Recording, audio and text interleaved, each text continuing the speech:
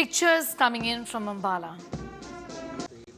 And she will be having a sortie around 20 to 25 minutes to understand how our officer they are carrying the operation and specifically during this Operation Sindoor.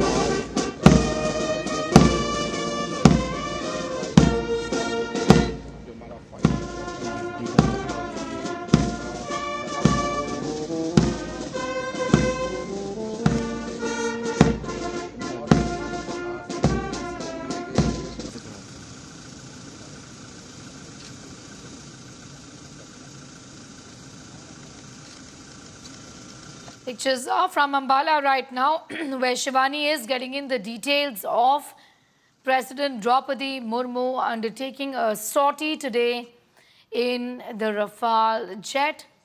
Remember, the star of Operation Sindoor. I'm also, in fact, going to go across to our colleague Gaurav Sawant, getting in more on that big story that we're tracking any time now, Gaurav. We will be seeing President Droupadi Murmu undertake that sortie, and of course, this is replete with symbolism, a message of unity and respect for our armed forces. Isn't it also confidence on the Rafale jet, the star of Operation Sindoor in that sense?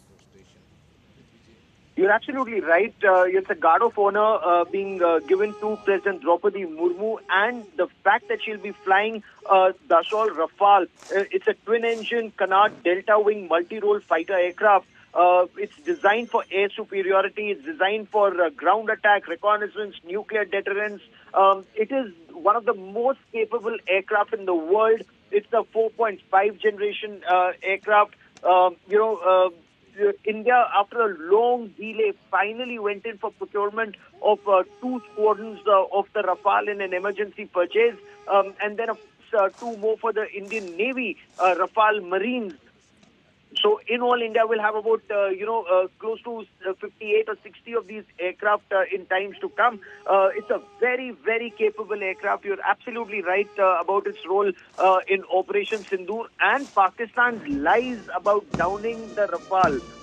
And this just goes on to show that Rafale is actually seen as a game changer. But it's not just one aircraft. This is the capability of the Indian armed forces that work in as a team. So, whether you have the Rafales or the Sukhoi 30s with the BrahMos supersonic cruise missiles operating the surface-to-air missile systems, the S-400 system, the Akash-T system, the integrated air defense command and control system, all of them working in tandem, helped defeat Pakistan during Operation Sindoor. And if we were to talk about the capabilities, look, President Droupadi Murmu flying it is hugely symbolic. Keep in mind, in 2023, she's already flown the Sukhoi 30 MKI. The Made in India Sukhoi is, of course, under licensed manufacturer from Russia. The Su-30 MKIs will be the backbone of the Indian Air Force. And if we were to talk about the Rafales right now, with a 1.4 Mach speed without afterburners, combat radius of close to 2,000 kilometers, 1,800 kilometers. They can fly extremely high, 50,000 feet, top speeds about 1.8 Mach.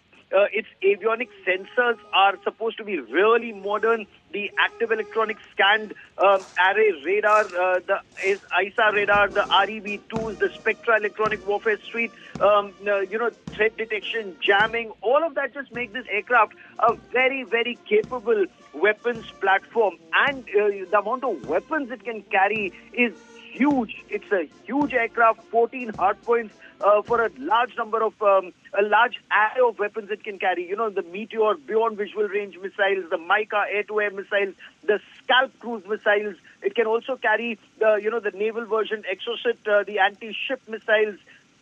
We are told, that the Indian version of the Rafales is also nuclear capable, hardpoints for nuclear capable missiles.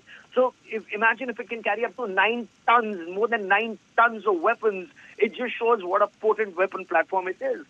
Neha. Well, absolutely. Staying with these pictures coming in from the Ambala Air Base, soon we will see the president get into that overall. And of course, undertake that sortie when she gets into the cockpit. Gaurav, not the first time she's done it. In fact, in the past, she also undertook a sortie in the Sukhoi. Something that other presidents have done as well, isn't it? But Rafale, this is a first for the president of the country. this is a show of strength by India, and it's a response.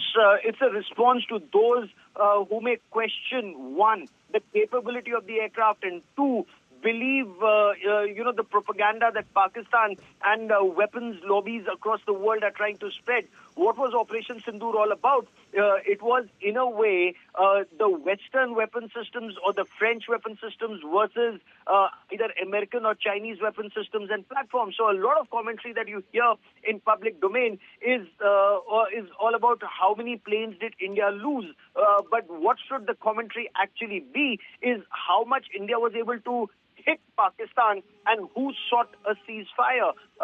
So when you look at the Rafales, they were able to perform in 2020. You'd recall when Galwan happened, these Rafales were seen as a shot in the arm for the Indian Armed Forces. Before that, in 2019, when Balakot happened and when Wing Commander Abhinandan's incident had taken place, that time the commentary from aviators was, if India had the Rafale, Pakistani aircraft would not have dared come so close, which is something that we saw, that by the 10th of May, Pakistan Air Force was not flying at all, given the number of Pakistani fighter jets, advanced airborne early warning and command and control systems that were down both in the air and on ground.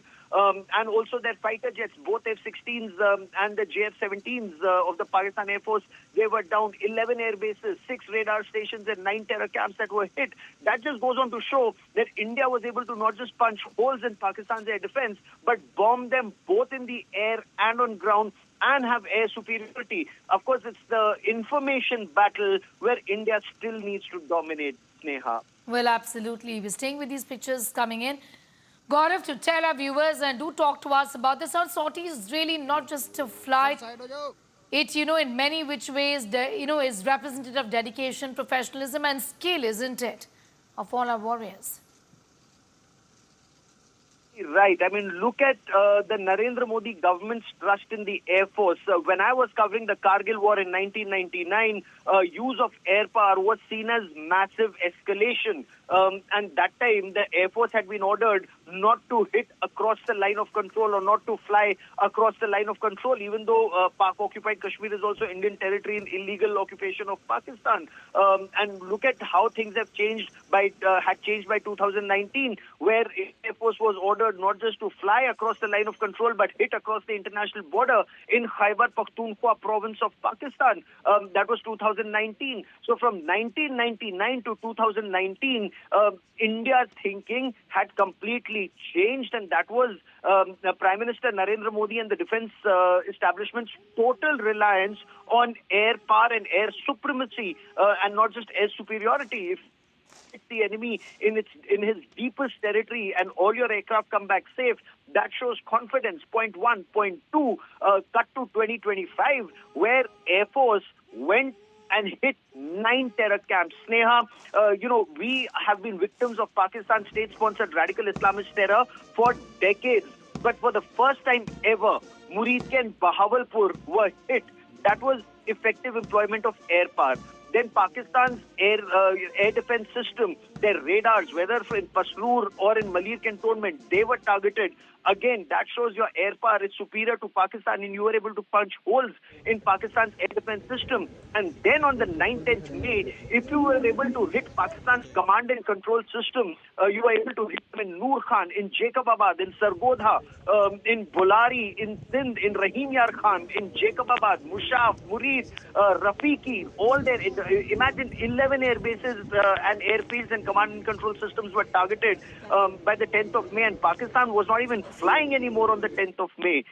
Look at how the story changed in 88 hours from 6th of May to 10th of May. That shows the importance of air power, and that's exactly on display once again today. And I will not be surprised when you see the tail number of these aircraft and the aircraft that are flying to the United States for an exercise. All of that would indicate, India sending across a very subtle but a firm message of India's air power.